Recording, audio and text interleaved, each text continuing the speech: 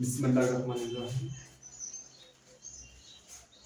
আমরা এখন আইসিটি তৃতীয় অধ্যায়ের ডিভাইসের হাফ অ্যাডারের ব্লক ডায়াগ্রাম তৈরি করব।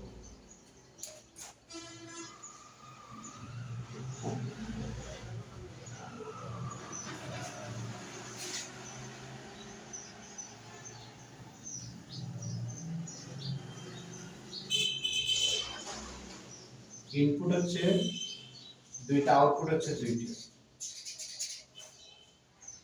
ইনপুট হচ্ছে এ এবং বি, হচ্ছে হাফ অ্যাডার, আর এটা হচ্ছে এস এবং সি। তারপর আমরা দেখবো হাফ অ্যাডারের সত্যক সারণী। হাফ অ্যাডারের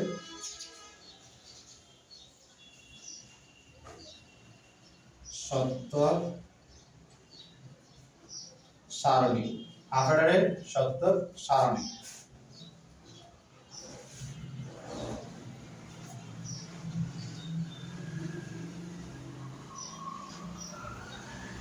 ইনপুট হচ্ছে এ এবং বি, আউটপুট আমরা লিখব আউটপুট এস এবং সি, এস এবং সি। এটা হচ্ছে সাম, এস দিয়ে বোঝানো হচ্ছে সাম, আর সি দিয়ে বোঝানো হচ্ছে ক্যারি।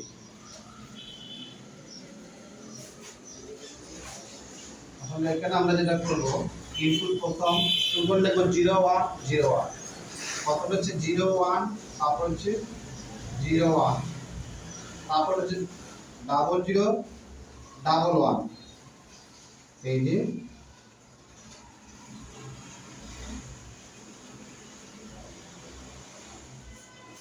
আমরা প্রথমে যদি দেখি ইনপুট 1 আছে বা ইনপুট একটি সংখ্যা, তাহলে ইনপুট যদি একটি হয়, আমরা যে কাজটা করব, যদি ইনপুট একটা হয় তাহলে আমরা একটা 0 একটা 1 দেব, একটা 0 একটা 1। আর ইনপুট যদি দুইটা হয় তাহলে টুগল লাগবে সাইডে। ইনপুট একটা হলে টুগল হচ্ছে দুইটা, টুগল দুইটা 0 1। আর ইনপুট সাইডটা হলে, আর ইনপুট দুইটা হলে সাইডটা করে টুগল লাগবে। প্রথম করে লাগবে 0 1 0 1 0 1 0 1 0 1। এখানে হচ্ছে দুই নাম্বারটার ক্ষেত্রে 0 0 1 1। আর তিনটা হলে সাইডটা 0 সাইডটা 1, মানে দ্বিগুণ করে বাড়ে। 0 এর দ্বিগুণ হচ্ছে, দেখো তো, 0 0, 1 এর দ্বিগুণ হচ্ছে 1 1। তার মানে এখানে হচ্ছে যদি আমরা 0 একটা দেই, এদিকে হবে দুইটা, এরপর হবে সাইডটা। 1 যদি একটা দিই, এখানে হবে দুইটা, এরপর হবে সাইডটা। তাহলে ইনপুট যদি একটা হয়, টুগল হবে দুইটা 0 1। আর ইনপুট যদি দুইটা হয়, টুগল হবে চারটা 0 1 0 1। আর এখানে হচ্ছে 0 0 1 1। আর তিনটা হলে সাইডটা 0 সাইডটা 1। আমরা এখানে লিখছি 0 1 0 1, এরপরে করে লিখছি 0 0 1 1। এরপর যদি আমরা কি করি, তিনটা লিখি, সাইডটা 0 সাইডটা 1।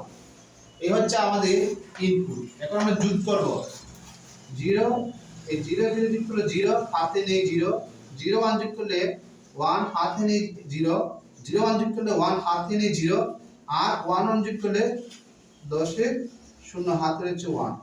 এই যে 1 + 1 = 1 0। তাহলে আমরা কি করব, 0 বসাবো আর হাতে 1টা এখানে বসাবো। তাহলে এই যে আমরা ক্যারি বসাটা 1।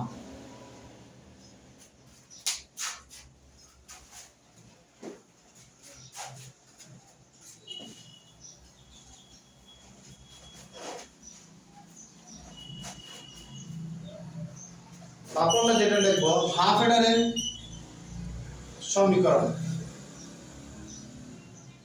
হাফ অ্যাডারের সমীকরণ। আমরা এস এর মান বার করব এবং সি এর মান বার করব। এস এবং সি। এস এর মান দেখো এখানে আছে 0, 0 থাকলে কি করব, তার সোজা ইনপুটের দিকে তাকাবো। তার সোজা হচ্ছে এখানে 0 আছে, 0 থাকলে এ বার। আর এখানে 1 আছে, 1 থাকলে বার বসবে না। এখানে 0 থাকার কারণে দেখো তো a বার বসবে, আর 1 থাকার কারণে b বার বসবে না। আমরা লিখবো a বার b। এখানে আরেকটা 1 আছে, সেজন্য আমরা প্লাস দিই। তার সুরে এদিকে তাকালে a করে এখানে আছে 1, সেজন্য আমরা কি বসাবো a, কিন্তু এখানে বার দেব। b এর সুরে দেখো এখানে আছে কি 0, 0 থাকলে বার বসাবো। 1 এর সুরে দেখো 1 আছে, 1 এর সুরে দেখো a বার, a বার বসবে না, a বসবে। আর 1 এর সুরে 0 আছে, সেজন্য আমরা কি করব 0 থাকলে এই যে দেখো 0 সুরে উপরে কি b বার, 0 থাকলে বার বসে, তাহলে আমরা বসাবো a প্লাস b বার। আর এখানে c এর মধ্যে একটা 1 আছে, তার সুরে দেখো দুয়াটা 1, তাহলে এই 1 এর উপর দিকে তাকাও a, আর এখানে 1 এর উপর দিকে তাকাও b, তাহলে a b হবে, এখানে বার বসবে না। এখন আমরা যেটা করব যে হাফ অ্যাডারের লজিক সার্কিট, হাফ অ্যাডারের লজিক সার্কিট কি লিখব আমরা এখন বলো, হাফ অ্যাডারের লজিক সার্কিট।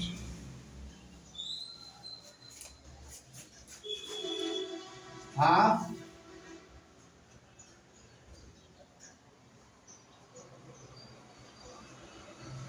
অ্যাডারের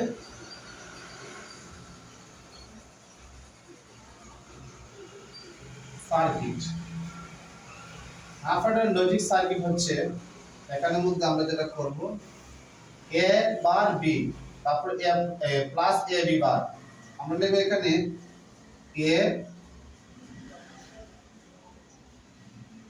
a বার, এটা হচ্ছে a আর এটা হচ্ছে a বার, তারপর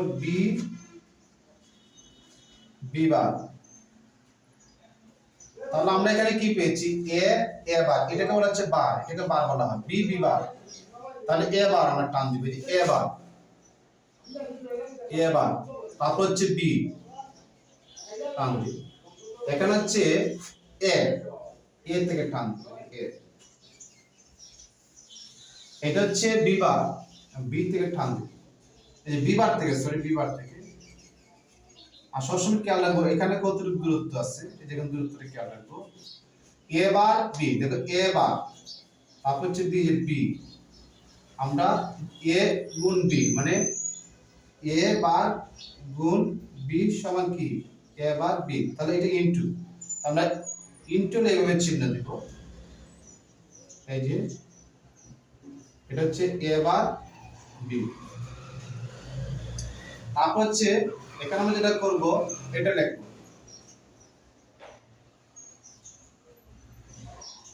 a b বার, এই দুটোটা যোগ করব, যোগ হলে এই যে আমরা টান দিলাম,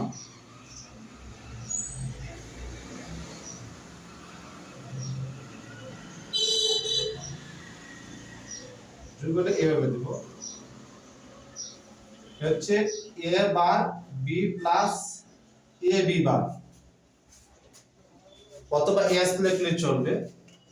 আমরা এখানে যেটা বসাইলাম, প্রথমে দেখো সমীকরণটা কিভাবে বার করলাম, এখানে আমরা কি বসাইলাম দেখো তো 1 এর সুজা 0 এবং 1 আছে, 1 এর সুজা এই যে s এর মান, 1 এর সুজা দেখো 1 এর সুজা হচ্ছে 0 এবং 1, তাহলে 0 এর উপর দিকে তাকালে a, 1 এর উপর দিকে তাকালে b, 0 থাকলে a বার বসবে আর 1 থাকলে বার বসবে না।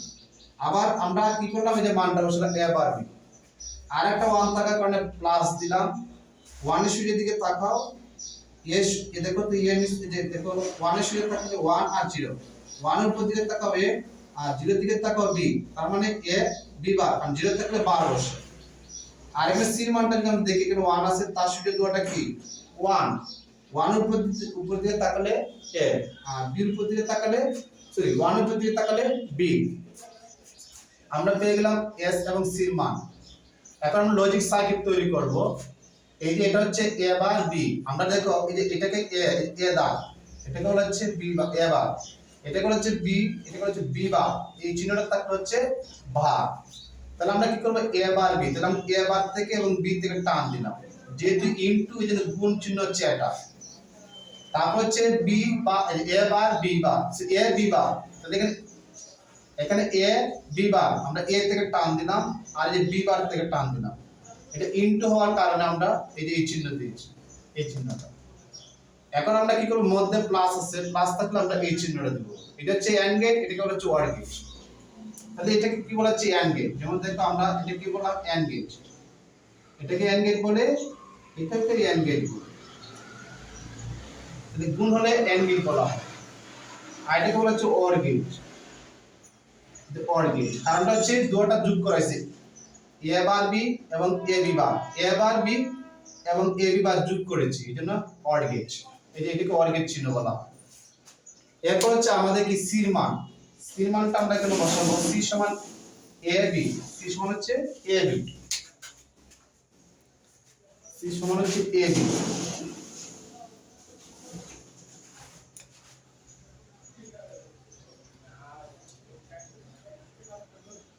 তাহলে এ থেকে টান দিবি, এ হচ্ছে এটা,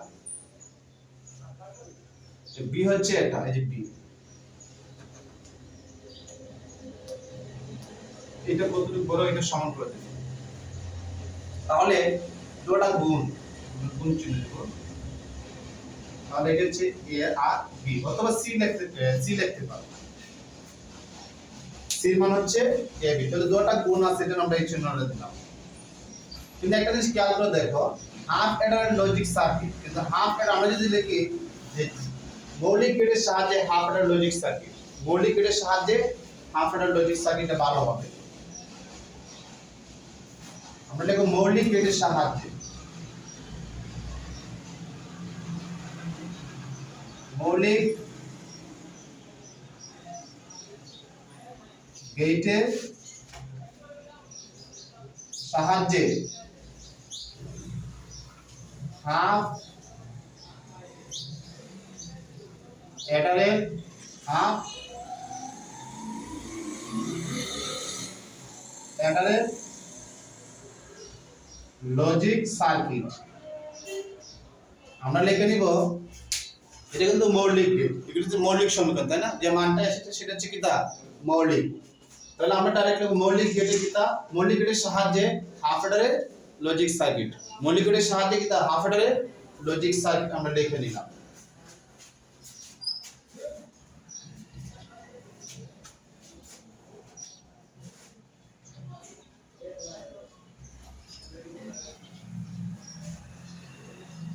এখন আমরা লিখব যৌগিক গেটের সাহায্যে হাফ অ্যাডারের কি তা লজিক সার্কিট।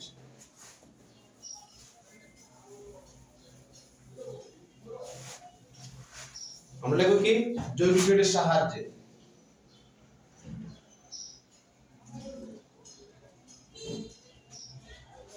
কি লিখব বলো, যৌগিক গেটের সাহায্যে, সাহায্যে হাফ অ্যাডারের logic circuit, logic circuit. Logic circuit হচ্ছে আমাদের এস এর মানটাকে লিখতে হবে, এস এস সমান এ বার বি প্লাস এ বি বার, আর এখানে সমান হবে এ এক্সক্লুসিভ বি, এটা হচ্ছে এ এক্সক্লুসিভ বি হবে, এ এক্সক্লুসিভ বি, এটা থেকে এটা হবে এক্সক্লুসিভ। আর সি সমান মৌলিক, এটা হচ্ছে মৌলিক এ বি, সি এটা হচ্ছে মৌলিক গেট, আবার এটা যৌগিক গেট।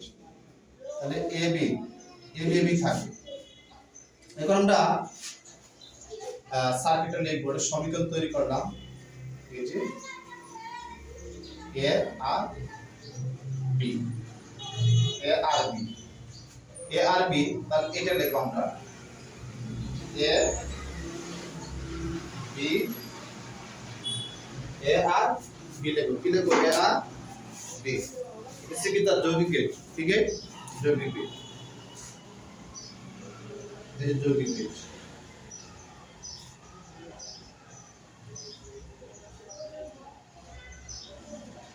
যৌগিক গেট এটা হচ্ছে এস সমান এক্সক্লুসিভ বি, এক্সক্লুসিভ বি বা XOR gate. R A B সমান হচ্ছে এটা ইনটু হবে তাহলে সি সমান এ বি, এটা হয়ে গেল এক্স এর গেট, ঠিক আছে, অথবা এক্স প্লাস সি পি, এই যে এটা থেকে এটা হয়েছে, অথবা এটা সমান এটা হবে এ এক্স প্লাস সি, দেখো তো বি সমান, অথবা এক্স এর গেট সমান, দেখো তো সমীকরণ হচ্ছে এটা এ বার বি প্লাস এ বি বার, অথবা এ বার বি প্লাস এ বি বার সমান এ এক্স প্লাস সি বি। তাহলে এটা চিত্র হচ্ছে এটা, এই যে এটা চিত্র, এই যে এটা চিত্র হচ্ছে এটা, এক্স এর গেটের লজিক সার্কিটের চিত্র হচ্ছে এটা, এক্স এর গেট এটা। তাহলে আমরা এখন কি লিখলাম, হাফ অ্যাডারের অথবা মৌলিক গেটের সাহায্যে হাফ অ্যাডারের লজিক সার্কিট। সরাসরি আমরা যে মানটা পাবো সত্যক সারণীর থেকে, সেটা থেকে আমরা কি করলাম, লজিক সার্কিট তৈরি করলাম। আর সরাসরি যে মানটা আমরা সত্যক সারণীর থেকে সমীকরণ বাহির করব, সেটা হচ্ছে মৌলিক, সেটা হচ্ছে কি মৌলিক।